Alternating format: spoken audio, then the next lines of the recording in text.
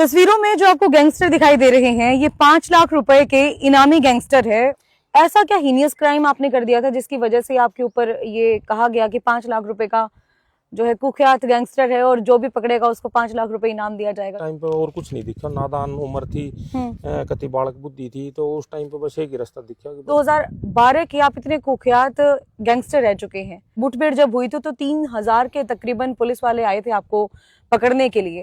वो क्या कुछ किस्से थे, क्या कुछ कहानियां थी, थोड़ा बताना चाहेंगे हमारे दर्शकों को? 2008 की बात है जी। उस टाइम पे मैंने +2 की थी। पिताजी ने एक शराब की दुकान में मतलब ठेका में हिस्सेदारी कर रखी थी। मतलब कोई लाइसेंस वाला, कोई गनमैन रखना और गाड़ी रखनी बड़ी, काफी लाख साथ चलना। ये एक्चुअल में क्या है कि मजबूरी हो जाए गैंगस्टर की। आर्टिफिशियल जिंदगी है कि गैंगस्टर की कोई लाइफ नहीं है, सब आर्टिफिशियल है, ये मजबूरी है, ये सब करना और दिखाना। तस्वीरों में जो आपको गैंगस्टर दिखाई दे रहे हैं, ये 5 लाख रुपए के इनामी गैंगस्टर है और जो ये पोस्टर है ये आज का नहीं, साल 2012 का है, यानी आज से लगभग 15 साल पहले का। सोच के देखिए, 15 साल पहले 5 लाख रुपए का इनाम एक गैंगस्टर के ऊपर रखना, अंदाजा लगा सकते हैं कि कितना खूबसूरत वो गैंगस्टर हो सकता है। लेकिन आज के हालात की बात करें तो बड़े डाउन टू अर्थ होकर चल रहे हैं। तो आज हम लोग पहुंचे हैं सारावास के सुधराना रोड पर, जहां पर ये अपनी गौशाला का निर्माण करने वाले हैं। इतने डाउन टू अर्थ कैसे हो गए? क्या पिछले जो पाप किए हैं उनका ये प्रायश्चित करना चाहते हैं, या फिर गऊओं के साथ ये रियली मतलब एक तरीके से दिल से जुड़े हुए हैं, इसकी वजह से गऊओं की सेवा करना चाहते हैं? तो मेरे साथ खुद मौजूद है परवीन पंघाल जी। परवीन जी, पहले तो बहुत बहुत स्वागत है आपका हमारे चैनल हरियाणा लेटेस्ट अपडेट में।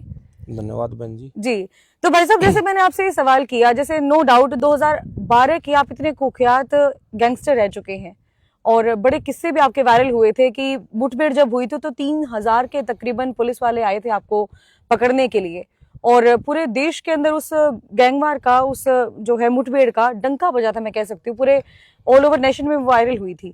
वो क्या कुछ किस्से थे, क्या कुछ कहानियां थी, थोड़ा बताना चाहेंगे हमारे दर्शकों को? बहन जी क्या है कि 2008 की बात है जी।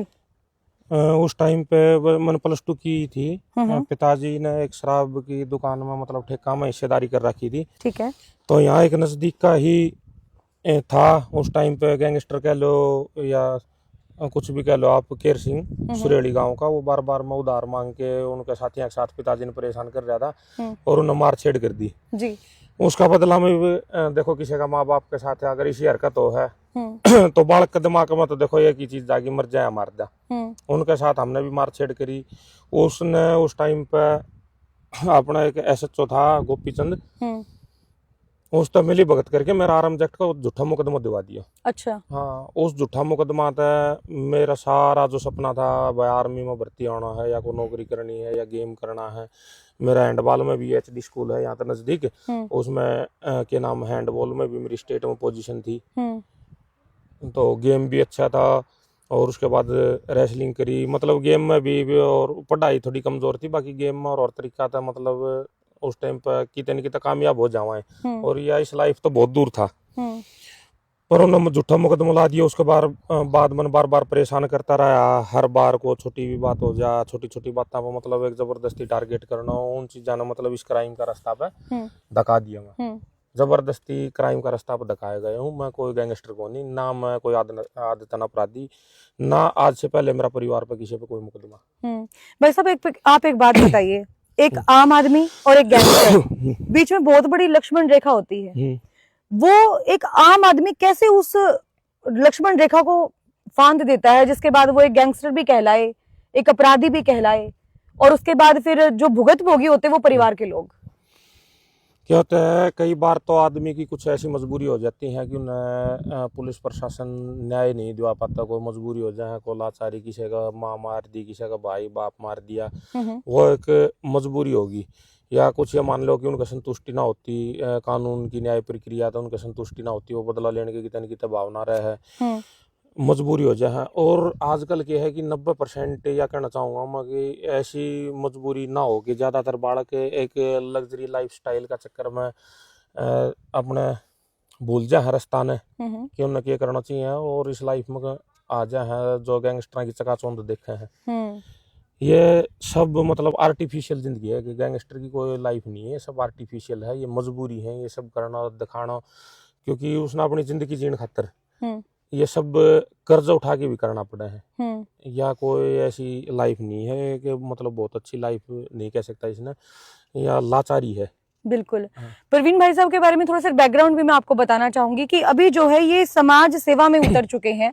बहुत सारे बच्चे ऐसे थे जो गैंगस्टर बनना चाह रहे थे या फिर इस फील्ड के अंदर इसीलिए उतरना चाह रहे थे। वही बात है कि आजकल चकाचौंध की जिंदगी में लोग रहना ज्यादा पसंद करते हैं। हालांकि धरातल के ऊपर काम करने वाले बहुत कम लोग मिलेंगे, प्रैक्टिकली काम करने वाले लोग बहुत कम मिलेंगे।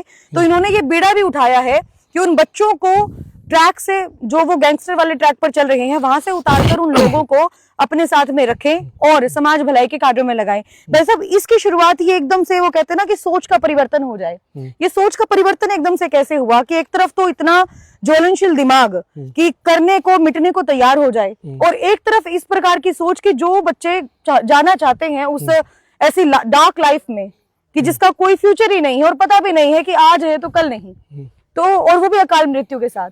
तो एकदम से ये माइंड कैसे चेंज हुआ आपका कि ऐसे बच्चों को सुधारना चाहिए और उनको ट्रैक पर लेकर आना चाहिए? बहन जी, क्या है कि मैं सनातन धर्म में विश्वास रखूं, ठीक है, और मेरी शुरू से धार्मिक भावना रही है। मेरी ज्यादातर जिंदगी साधु संतों के साथ गुजरी है।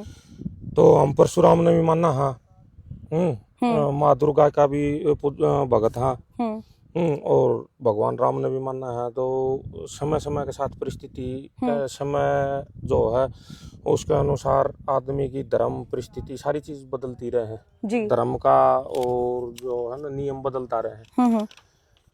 तो एक्चुअली क्या है कि जिस टाइम पे मैं परेशान करा, आप तो बताइए, झूठा मुकदमा जो लगाया मेरा, बार बार परेशान कराया, तो उस टाइम पे और कुछ नहीं दिखा। नादान उम्र थी, कति बालक बुद्धि थी, तो उस टाइम पे बस एक ही रास्ता दिखा कि भाई ये बार बार जब झूठा मुकदमा लगा, बार बार टॉर्चर करे हैं, परेशान करे हैं, तो फिर यह लाइन सही है। भाई एक बात बताइए, जैसे मैं तो, जो ये उम्र होती है ना, जो टीनेजर, जैसे 13 से लेके 19 तक, तब तक मैं उसको कहती हूँ कि वो तो पेरेंट्स विरोधी एज होती है, क्योंकि बच्चे उस समय अपनी पेरेंट्स की बात तो इतने सुनते नहीं। हालांकि आपको भी समझाने की बहुत कोशिश की होगी, आपके माता ने, आपके पिता ने, आपके घर वालों ने, कि इस लाइन पे मत जाए, ये लाइन ठीक नहीं। ठीक है, वो चलो ठीक है कि भाई स्थितियां ऐसी रही कि आपको फंसा दिया गया उसके अंदर, जैसा कि आपने कहा। तो कई बच्चे ऐसे भी हैं जो सुनते नहीं है अपने माँ बाप की। अब जैसे आप बाहर के हैं, उन बच्चों के लिए जिन बच्चों को आपने सुधारा है, तो आपके एक सेकंड में सुन लेंगे। तो उन बच्चों को किस प्रकार से अपने साथ लेकर आते हैं? क्या हो कि जो नया बालक है ना, वो उस चकाचौंध में एकदम प्रभावित हो जाए।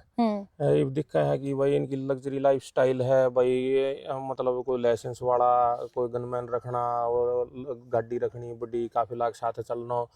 ये एक्चुअल में क्या है कि मजबूरी हो जाए गैंगस्टर की या क्रिमिनल की, लगा लो आप, मजबूरी हो जाए अपनी जिंदगी बचाने के लिए। और दूसरा पड़कान उसकी हकीकत नहीं बेर रहे, तो इसके पीछे क्या मजबूरी है, उन्हें यह लगा है कि इनकी जो लाइफ स्टाइल है चुल रहती है, मतलब उनको ये चीज करने की। और जब उन नजदीकी तक बैठ के और प्यार तक अगर आप समझाओगा ना, और उस लाइन की हकीकत पता होगा, तो लगभग उनको यह समझ में आ जाएगी कि कितने कितने सही क्या है। और माँ बाप तो क्रिमिनल थोड़ी है, उन्हें उस चीज की हकीकत थोड़ी बेर रहा है, वो उसने उस तरीका नहीं समझा पाता। अगर एक मेरा तो ये कहना है कि अगर कोई आदमी किसी गैंगस्टर से प्रभावित हो गए और क्राइम करने खातिर तैयार हो जाए, तो मैं कहूँगा एक बार उनकी हकीकत देख के और उस क्राइम न छोड़ दो ना, उसने दूर करो। भाई मैं किससे तो जरूर सुनूंगी आपसे, लेकिन मैं एक बात और आपसे जानना चाहती हूँ। बीड़ा तो आपने उठा लिया बच्चों को सुधारने का, और जो ये ट्रैक अपनाना चाह रहे थे गैंगस्टर का, उस ट्रैक से उतार के एक रियल जिंदगी जो वो जीना चाहते उस ट्रैक पे लेके आने का, तो उसके लिए कोई आपने मास्टर प्लान भी अपने दिमाग में तैयार किया है? हाँ बिल्कुल बहन जी, पूरा प्लान तैयार कर रखा है। कि मेरा दिमाग में फिलहाल ये है कि मेरी एक छोटी छोटी मन अपनी अपील तैयार कर रखी है। जो ये अपने डीजीपी हैं ओपी सिंह जी, इनको जो व्यवहार देखे, इनकी मन जो वीडियो देखी है, उन मन मतलब इम्प्रेस लगा लो, इम्प्रेस हुआ है, या इनको नेचर ठीक लगे है, जो सोशल मीडिया का माध्यम से हमने देखा है, इनकी जो कार्यशैली है वो बहुत बढ़िया है। तो ये सब चीज देख के कि मेरा एक चीज समझ में आई कि समाज ने सुधारण का रास्ता पे है, और जो सुधरना चाहो है, वापसी आना चाहो है क्राइम छोड़ के समाज में, तो उसमें मदद कर सके हैं। मेरा खुद का ये विचार है। तो मैं एक यात्रा निकालूंगा, तो क्राइम का बारे में जो नुकसान है वो बताऊंगा कि भाई समाज हमने किस नजर से देखा है, जो या लाइफ है जो लग्जरी लाइफ दिखा है या मतलब बिल्कुल ही आर्टिफिशियल है या मैनेज करना एक मजबूरी है, ये कोई शौक नहीं है। और इस तरीका की जो बता के कि हमने 10 नंबरी भी घोषित कर दिए हैं समाज में, मतलब दूसरा आदमी हमने ये कहा है कि भाई माँ बाप भी अपना बालक ने इन दौरे में तो बैठा करो, इस तरीका की बात सुनने मिले हैं। और जब मैं खुद का बालकन है इस लाइन में नहीं दिखाना चाहता, मैं चाहूँ कि मेरा बालकन मतलब मैं जो कुछ हूँ उससे दूर रखूं, तो मैं दूसरा का बालकन कैसे सलाह दे सकूं कि तुम क्राइम करो। जब मैं अपना खुद का बालकन नहीं चाहता, अपना क्राइम तो दूर, मैं अपनी छाया भी नहीं पड़ने देना चाहता अपना जो ये है लाइफ इसकी, तो दूसरा माँ बापा ने भी अपना बालक उतना अच्छा लगा है तो उनकी लाइफ खराब करना भी एक गलत चीज है। बिल्कुल। तो भाई इब्नू बताओ, आपके साथ कितने ऐसे बच्चे हैं जो फिलहाल डायरेक्टली इनडायरेक्टली आपके साथ जुड़े हुए हैं, जो आपसे इंस्पायर्ड हैं और आपकी कही के अनुसार ही चलते हैं, क्योंकि अब तो आपने ठान लिया कि बच्चों को सुधारना है, तो उस हिसाब से कितने बच्चे अभी तक जुड़ चुके हैं, कितना काफिला हो चुका है आपके साथ?